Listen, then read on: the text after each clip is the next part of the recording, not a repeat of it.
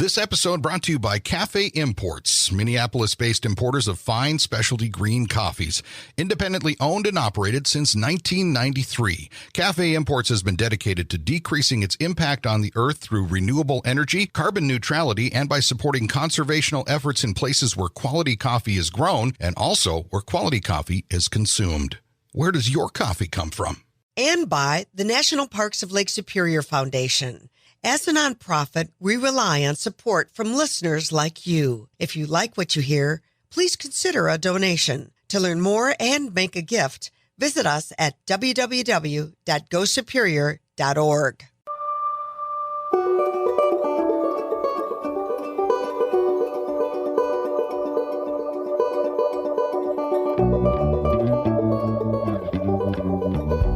Welcome to the Lake Superior Podcast. I'm Walt Lindala. And I'm Frida Waara.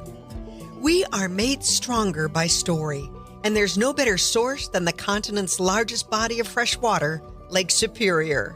So join us as we highlight the 5 national parks that ring this greatest of the Great Lakes, meet the people, tour the places, and learn about the projects that make these parks and body of water so remarkable. This podcast made possible with the support of the National Parks of Lake Superior Foundation and Media Brew Communications. I'm Walt Lindala. And I'm Frida Waara. Welcome once again to the Lake Superior Podcast. Today, we're going to touch base with folks to talk about what area I know very well growing up in the Keweenaw Peninsula, growing up in the Chassell, Michigan area. We're going to talk about the Keweenaw Peninsula and what's going on up there. And Frida, you were putting this together, and it was a great idea. Tell me a little bit about it. You know, the Keweenaw, it's the Upper Peninsula of the Upper Peninsula, but it also ranks our snow capital. And when folks are like paralyzed because they have a dusting, I thought it might be a really good time of year, Walt, for them to just know what it's like when you're looking at maybe 300 plus inches of snow in a season. And there's nobody to talk to about that than Jesse Wiederhold. Yeah, Jesse joins us now. He is the managing director of Visit Keweenaw. Welcome to the podcast, Jesse. Hey, and thanks for having me. You're right. We're only about 2-3 hours away, but we have a lot more snow right now. Yeah, we are. It's crazy. It is funny because we're based in Marquette, Michigan, where we record. You are in the Keweenaw up toward Houghton and that way, which is, and of course, as Frida said, the Upper Peninsula of the Upper Peninsula of Michigan. But you jut right out into Lake Superior, which is what we talk about here a little bit. And let's talk about that. How's that been so far this winter? What do you got happening up there? Yeah, well, we certainly broke through the 200-inch mark in early January. Here by the end of January, we were already to that 200 inches. So things are going very well. We've got beautifully groomed trails. We've got both ski hills open, Mount Ripley and Mount Bohemia. Lots of folks going there. Even seeing 1,000-plus people coming through Bohemia in a single day. It's very great conditions right now. Is that common? I mean, obviously not necessarily the amounts of snow, but seeing that kind of level of business when things are looking good? Yes, that's exactly it. What happens is folks are very dependent on the snow. It's definitely a quick relationship. We get snowfall and the people come here. What's unique is 2 winters ago, we'll remember that it was somewhat of a disappointing winter. So last year, we finally got a good winter and the Keweenaw had all the snow. So this year, we're getting even more. So folks have definitely been missing those great winter experiences, snowmobiling, cross-country skiing, snowshoeing, and just sometimes people just like to see the snow, and that's okay too. Yeah, I'm sure. You know, I have to share because Mount Bohemia is one of my favorite places. And it's not because when it started some 20 plus years ago, you know, women could ski there for free. But they also have a big sign in the parking lot that says no beginners allowed. It has no grooming. So it's really kind of a more difficult place for folks to ski. But right now, Jesse is absolutely right. It is a Keweenaw featherbed in those trees. And even if you're like clumsy like I am, kind of weaving through the trees, you know, falling up there, it's going to be just like, well, you know, you fell into a bunch of pillows or something and let's get up and laugh about it and keep going. But it really is at the end of the road. And to see 1,000+ folks up there to ski is just fantastic. And Jesse, tell us a little bit about, like, when we talk about the Keweenaw, obviously you know it, I know it, and Frida knows it. The Keweenaw, is, well, first of all, it's a unique name. Tell us a little bit maybe about the history for those that are listening from, I don't know, the other side of the planet on this, that are saying, where is this Keweenaw? What does it mean? Why is it called that? Tell us a little bit about that. Yeah, the Keweenaw, it means the crossing place in Ojibwe language, right? So this was, of course, inhabited by indigenous people first. And, of course, this is the last place on the Great Lakes to cross over in Canada. So we're up in Michigan, sore thumb. The downstate has a thumb, and so does the UP, and that's us. So, again, we are about 2 hours north of Marquette. It's about an 8 to 10 hour drive from downstate up here, which is crazy being in the same state. Yep. It's such a beautiful area. We were carved by the glaciers, so places like Brockway Mountain Drive, we've got that 10-mile scenic mountain range. This is the tallest mountain range that you can drive between the Alleghenies and the Rocky Mountains. So our geography is no joke. Lots of exposed bedrock. In the summer, you see these beautiful beaches. On the North Shore, you've got rocky beaches, and on the south, you've got sandy beaches. So really a big mix, and that is what powers our big winters. So we are technically an island, the Copper Island. The Keweenaw is separated from the rest of the Upper Peninsula by the Portage Canal, and that's the Portage Lake Lift Bridge, connects Houghton and Hancock. That's the crossing place, the Keweenaw, the Portage Lake Lift Bridge. So what's just so beautiful about it is in the summer, we are actually the sunniest destination, believe it or not, in the United States of America between June and August. So during summertime, we have some of the most consecutive sunny days. That's because of Lake Superior blowing the clouds. In winter, this is our snow machine. So we get all of the lake effect snow. And we've got the lake on all sides. So that's really what powers our big powder days. So that's what they're called at the ski hills, pow days. People want that fresh snow powder, and we get it. If anyone's getting it, it's us.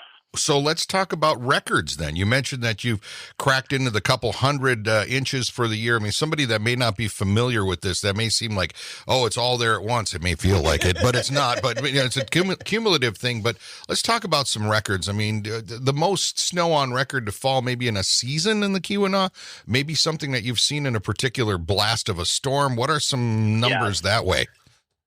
It is incredible. I am not a math guy. I'm an English major, but this math is one I can do. Looking back at our historic record, and this took place in the 70s, so it's been a long time since we've got this intense snowfall. Last season, we did break 300 inches, so the historical record for the Keweenaw Peninsula was recorded in Keweenaw County at 390 inches. This was in the late 70s. Last winter, we approached 320 plus inches.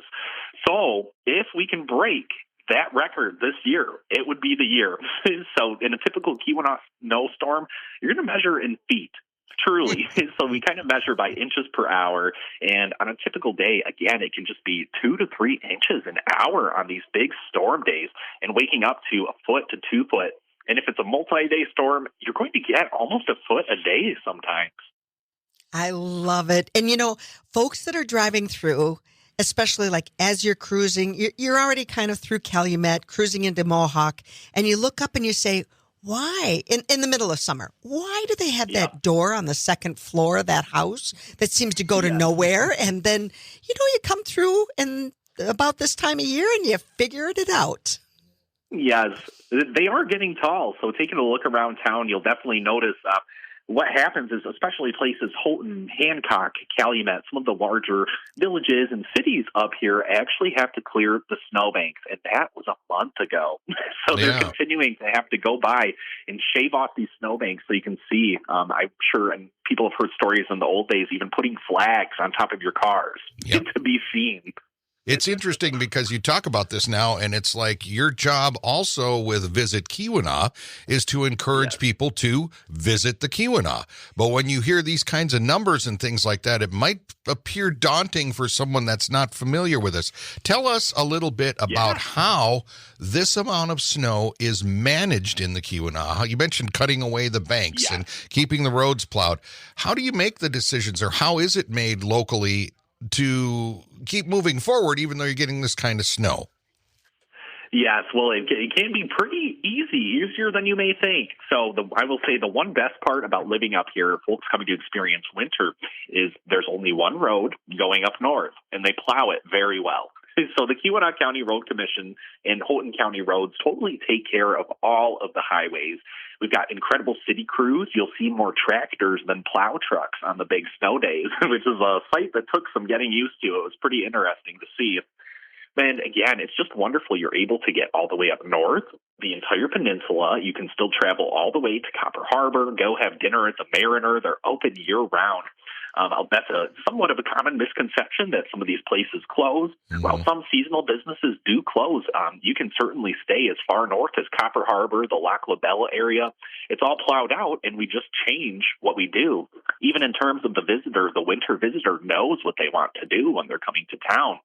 And if you don't, there's still plenty to figure out. Lots of events take place. I mean, there's events every weekend. The only thing that would ever stop a Keweenaw event would truly be just temperatures way below zero. We had to reschedule our polar plunge from Haken-Paiva to Winter Carnival weekend. Still had a great turnout, and while it was only 15 degrees on the day we did it, that was about 15 degrees warmer than Haken-Paiva. I love it. Yeah. You know, when you talk about closing things, Jesse, just share with our listeners, what does it take to close school in Keweenaw County? Yes. Probably about those 2-foot-a-day storms. So that's what we saw. We had a pretty big stretch of snow days in December and as well as January. February's been a little forgiving so far, the first 10 days, but that is what it takes. And luckily for me, I get snow days too. We close our office with the schools. Yeah. And you go out and play, right? Yeah. So here's the thing, Jesse. I did want to ask you this, and we're talking with Jesse Wiederhold here today on the podcast, managing director with the group Visit Keweenaw.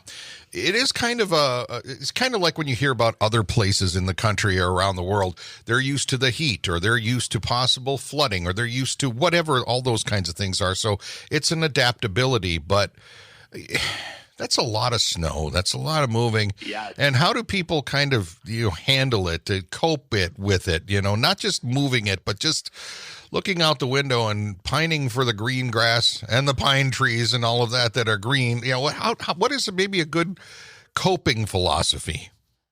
Sure. While visitors are lucky to know some of the activities they already are coming here to do in the snow, if you're living here, you've got to make your own ways to stay happy. So what this looks like for me is saunas, Nordic spas. Mount Bohemia's Nordic Spa stays open all winter long. I go up there at least once or twice a week. You see folks going downtown. A lot of folks will dine out, go support their businesses. And again, it's truly having these events. What the snow allows us to do is more activities. So in a crazy way, there's actually a lot more to do in winter.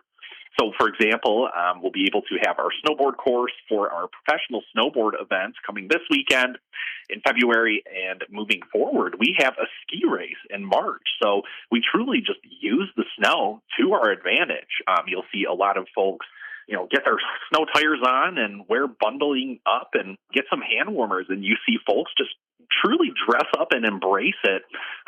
Yes, people truly do enjoy the winter up here. Yeah. It is a choice. It's a choice to be here. So it is a choice. Now, those events bring people, and you touched on a couple of them there. You mentioned Winter Carnival and Haken-Paiva and all these different things that go on. Winter Carnival, a Michigan Tech tradition for over 100 years. The university there has the snow sculptures, all of that. It's all built around winter. But someone wants to come to the UP, come to the Keweenaw. Maybe what are some marquee events that you would like them to come and see? Yes, well, it's definitely Winter Carnival. So Winter Carnival is really one of the biggest weekends for embracing winter, especially with the students building their snow sculptures. People go wild for it. And it's rightful, because they're just so impressive to see those statues that get built the first week of February. But truly, the Copper Dog is a very intense experience, too. This is about the closest a lot of folks can get to an Iditarod experience in the Midwest. There's certainly races in Marquette and over at, if I don't butcher the name, Keweenaw Falls. So that one happens too. But the Copper Dog is a very intense snow dog race going all the way from Calumet up to Copper Harbor, Eagle Harbor areas. And this is a very high energy event. So if you've never seen professional dog sled racing, that is definitely one to see. One of the marquee events, of course, being the Copper Dog, but it also results from trails. And when you look at the ski trails, the snowmobile trails, just the whole idea of trail. The Keweenaw already has the shoreline that is the most picturesque. And anybody that would be coming saying, well, I really don't know what I want to do, just bring your camera and capture the shoreline, because the way the ice forms, the way the snow builds, it's so gorgeous. But the trails on the inside of the peninsula are also absolutely fantastic. Yeah, you're not wrong. And the best part about our trails, and that's truly what it is, again, we use our snow. So even just in terms of snowshoeing, snow biking, cross-country skiing, we have about 4 beautifully groomed trail systems just within a 30-minute radius. Even starting Houghton and Hancock, you've got Michigan Tech's trail system. It's beautiful, very groomed trails for cross-country skiing and the snow biking. That's right in Houghton at the campus. Plenty of parking. They have all the equipment you need. Just across the bridge, you've got the Mosto-Hito and Churning Rapids trails. Those are in Hancock. Actually have about a 700 to 800 foot elevation difference throughout the trail, so you can get some huge hills right in town. Even moving forward and north, you've got the Swedetown Trail System in Calumet. This one is actually one of the most accessible ski trails in Michigan for folks using adaptive equipment. It's about a 2-mile loop, very flat and very wide, so people can get through with whatever equipment they need to use. And possibly, arguably, the best is open in Copper Harbor right now. So we have the East Bluff trails for cross-country skiing. This is a very backwoods experience. Has some great views of Lake Superior, Lake Fanny Ho, and it's just incredible to be able to ski through that very quiet area of Copper Harbor. Again, all of these are groomed professionally with wonderful equipment, so top-notch snow season and even better grooming efforts right now. I didn't even talk about snowmobiling yet. Jesse, can you ski through the Estevan Pines? Yes, you can. However, access becomes an issue a little bit on some of our favorite places for winter. So if you're driving a car, be very careful. So don't go through the snowbanks to try and make it back. That one would definitely be a ski in and ski out. It might be a long ride, but that might be what some people are looking for. Yeah. And I guess the key here also is you're talking about a lot of people that would make this visit because they're coming to do these kinds of things and they want to check these things out and they want to experience them. I want to have you bring up a little something, because as for someone that grew up in that area, going to Copper Harbor every summer was still a regular thing for the locals to do. And one of the cool things about going to Copper Harbor is if you are a buff of Americana roadways, highways, things like that, Highway 41, US 41, starts up there at the very tip of the Keweenaw Peninsula, and that's something unique to see, isn't it? Yes, that's worth a trip alone. It is pretty funny to tell folks that there's a sign for a trip to Florida in Copper Harbor. It is the start of US 41. Truly incredible, and that's where in the summertime, if you go up there past the end of US 41, there's some just incredible places to get to. I know some folks like to camp at High Rock, for example, but that is where you need some four-wheel drive in the summertime. But with big definitely clearance. A lot of beautiful moments. Yeah. Yes, we definitely tell folks to get out and see the sign there. It is interesting, too, also, that as I've been following it up there, I see that in terms of business developments and things like that for tourism and for people that want to make a getaway, even from just maybe across the Upper Peninsula or from northern Wisconsin or something like that. I've been seeing businesses that focus on like the sauna experience, building saunas and more sort of, I wouldn't say rustic, but more outdoor oriented lodging that isn't necessarily camping and such. Is that a trend that you have going on there with business people that want to say, come up here and try it, but maybe you don't have to, put a sleeping bag down in a tent on the ground?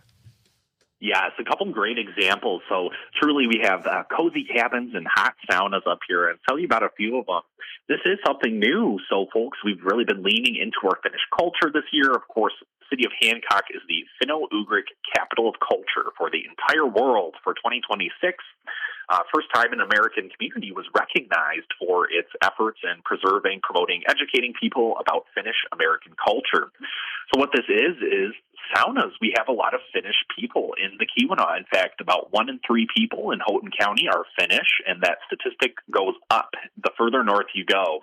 So one thing that Finnish people brought to the Keweenaw and has really taken off is sauna culture. A lot of people have them in their own homes, and in the last couple of years, we've seen the return of public saunas. So this really started at Mount Bohemia's Nordic Spa. They now have 4 saunas, 2 steam rooms, and 2 outdoor hot tubs, and a cold plunge. So the list goes on at Bohemia. It's a very wonderful experience. However, I will shout out Taka saunas, and that's 2 Ks, that's Finnish, Taka, and that means fire or stove in Finnish. So they opened a location in Eagle Harbor, right by Copper Harbor. So this is a beautiful wood-fired sauna with one of the largest windows in a sauna in Michigan.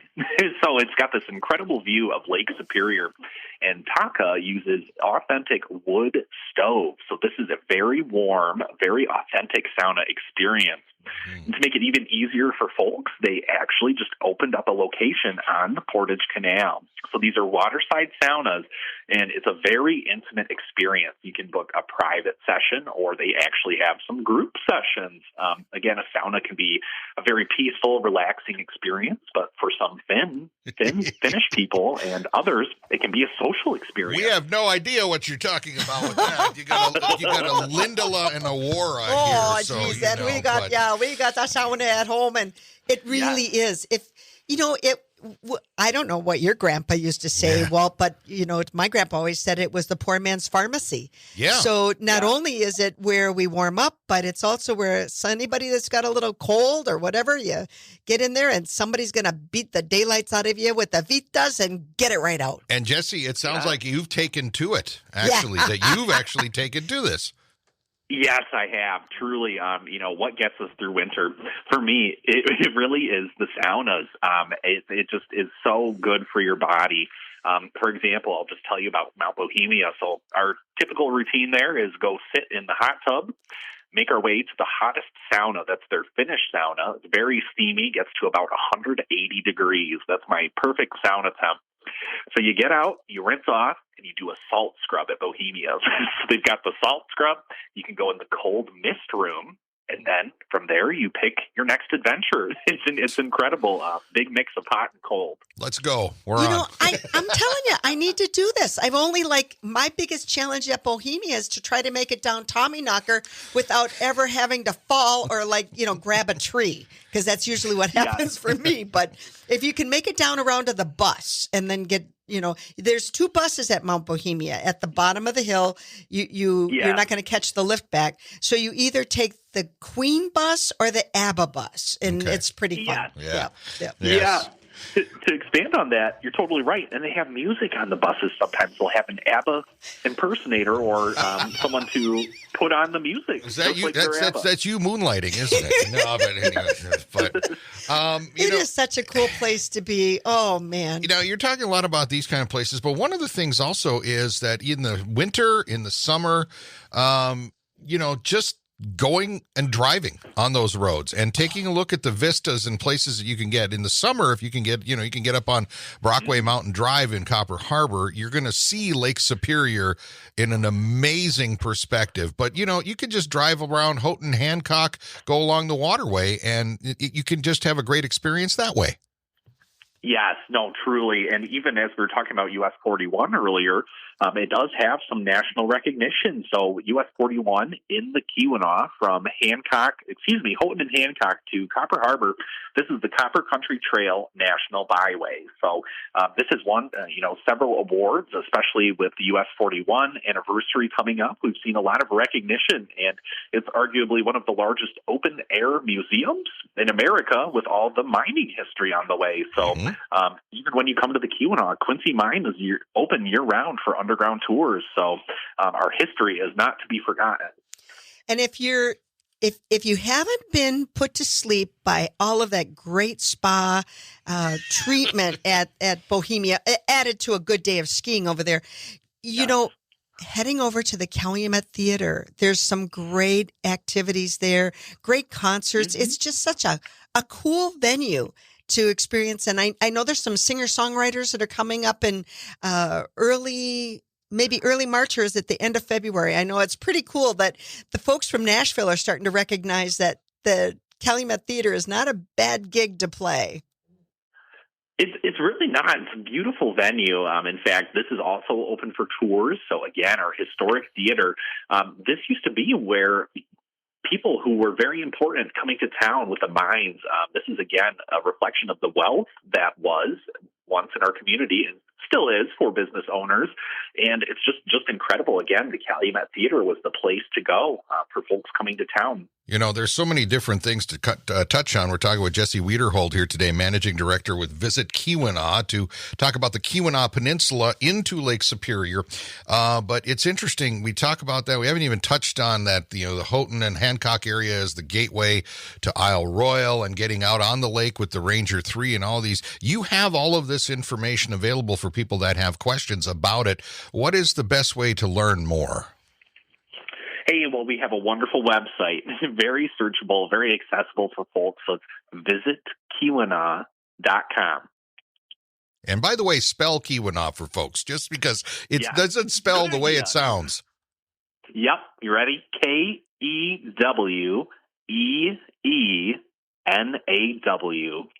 Perfect. I like that. Now, I got to ask Jesse Wiederhold, the Managing Director of Visit Keweenaw. You're talking a lot about winter. We've touched a bit on summer. I feel like we're going to talk to you again when we get closer to the summer months because there's a lot more to talk about. But what's your choice, winter or summer in the Keweenaw? Oh, man, I got to be honest. I'm a summer guy. I don't mind the snow, but there's so much to look forward to this summer. In fact, one of my favorite events coming up are Juhannus celebration. So this is the Finnish Midsummer Festival. Such a blast. Last year, we have a huge Juhannus Koko bonfire on Friday night, and Saturday we raise a midsummer pole. We'll have sauna games and wife carrying contests. So folks will definitely need to come up this summer. Yes, it is what it is what Jesse said, the wife carrying contest. You'll have to look that up. But that's some Finnish stuff, and that embraces the culture of the Finns and the Northern Europeans there. A little bit of everything there too. But, it's funny because I'm hearing you talk about this, and for me in particular, growing up in that area, I know all these spaces and the things that you're talking about. And I realize when we've been doing this podcast now for a while, and we've talked to the seaplane people and the Ranger 3 and all the national parks folks there and everything.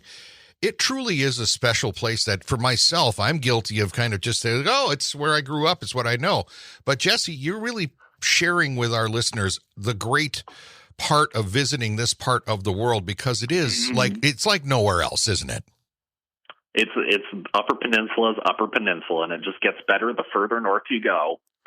I agree. Yeah. I have to admit, it's my special place. And, talking about camping out there at High Rock Bay, you betcha. And just there is something that happens. I've only skied up Brockway Mountain once, and it was basically in a cloud, so I didn't see anything. But that is my plan yet this winter because I think the snow is there, and to just treasure it. Voodoo Mountain, I never thought that we would have cat skiing in the Upper Peninsula. Going to Voodoo Mountain and making those powder runs up there, it is anybody that says, well, there can't be any powder skiing, east of Crested Butte or east of Alta, Utah, they need to come to Bohemia. Yeah. Yes, they do. Jesse, you've given us some really great information here today. We appreciate your update. And again, what is your website for folks to find out more? Of course, visitkeweenaw.com. Jesse Wiederhold, Managing Director of Visit Keweenaw. And as I was telling him, it's just funny because for me, Frida, growing up in that area, exactly where he's talking about, the Keweenaw Peninsula, I know all these spaces. And like I said, it's like I just kind of, in a way, take them for granted. And he's just saying, don't take them for granted, take them all in.